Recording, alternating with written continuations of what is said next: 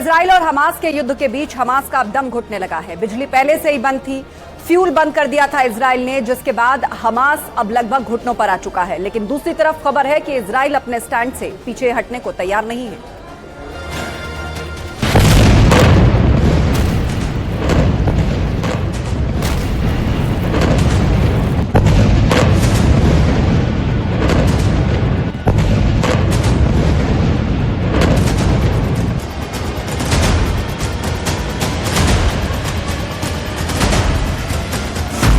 Hamas तेल की एक एक बूंद के लिए तरस रहा है।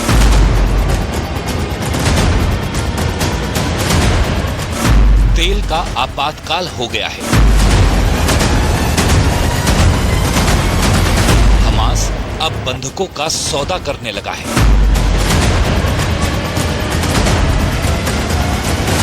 इजराइल ने हमास की हर शर्त मानने से इनकार कर दिया है।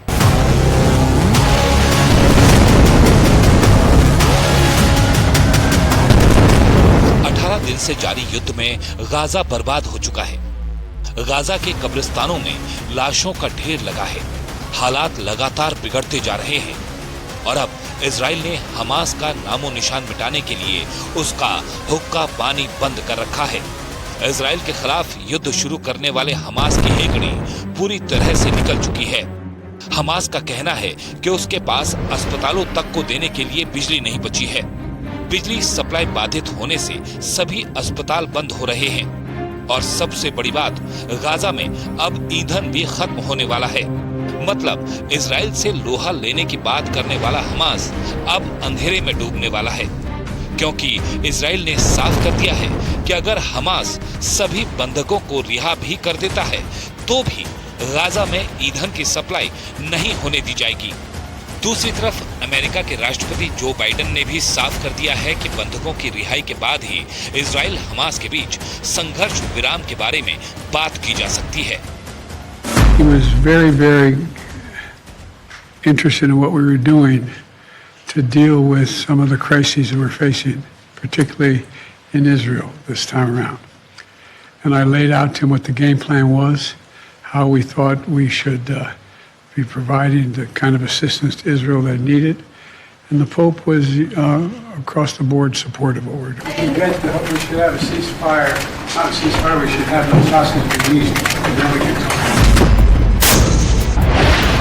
मतलब इजराइल और अमेरिका ने एकदम साफ कर दिया है कि पहले हमास को उन बंधकों को रिहा करना होगा जिन्हें वो अपनी ढाल बना रहा है। हालांकि हमास ये बात अच्छे से समझ चुका है कि उसकी सांसें तब तक ही हैं जब तक बंधक उसके कब्जे में है और वो बंधकों को ही अपना एग्जिट प्लान मानता है। हालांकि इस बीच खबर आई है कि हमास 50 ऐसे बंधकों को छोड़ने के लिए राजी हो गया है जिनके पास दोहरी नागरिकता है, लेकिन बाद में उसने सिर्फ 2 इजरायली बंधकों को ही रिहा किया, इस उम्मीद में कि गाजा पर हमले कम हो जाएंगे। लेकिन इजराइल ने ऐसा नहीं किया और 50 बंधकों को रिहा करने की बातचीत फेल हो गई। पश्चिमी मीडिया ने दावा किया कि हमास ने बंधकों को छोड़ने की एवज में गाजा में ईंधन सप्लाई की मांग की, लेकिन बात बनी नहीं तो बंधकों को छोड़ने से इनकार कर दिया। इससे पहले मानव हितों के लिए काम करने वाली अंतर्राष्ट्रीय संस्था द रेड क्रॉस ने दावा किया था कि हमास और इजराइल के बीच 50 बंधकों को छोड़ने की बात पर सहमति लगभग बन गई है और जल्द ही उन्हें हमास छोड़ने वाला है। हालांकि हमास ने उन 2 महिला बंधकों को रेड क्रॉस को सौंप दिया जिनकी रिहाई की पेशकश का दावा वो पहले भी कर चुका था। हमास का दावा है कि उसने दोनों इजरायली महिला बंधकों को स्वास्थ्य के आधार पर छोड़ा है, जिसका वीडियो भी हमास की तरफ से जारी किया गया।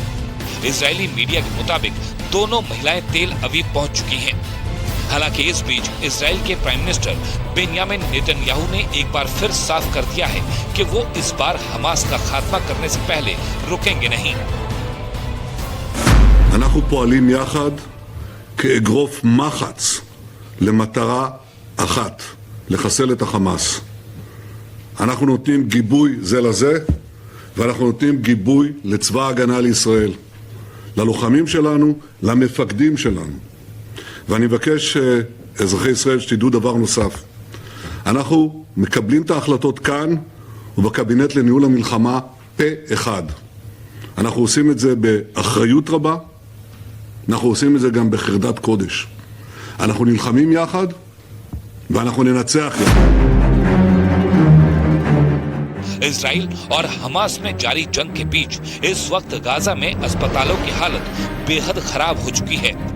फिलिस्तीन के स्वास्थ्य मंत्रालय ने दावा किया कि गाजा में स्वास्थ्य व्यवस्थाओं का इतिहास में इतना बुरा हाल कभी नहीं हुआ। सीमाएं बंद होने और इजराइल की तरफ से लगातार हो रहे हमलों की वजह से गाजा में जरूरी चीजों की किल्लत बढ़ती जा रही है।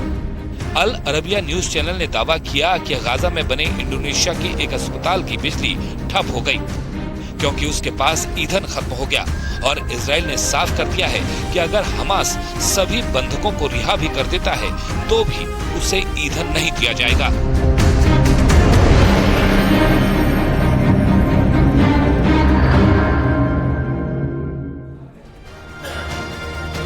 यहाँ रुक रही छोटे से ब्रेक के लिए खबरों का सिलसिला लगातार जारी है। जल्द लौटेंगे कुछ और खबरों के साथ।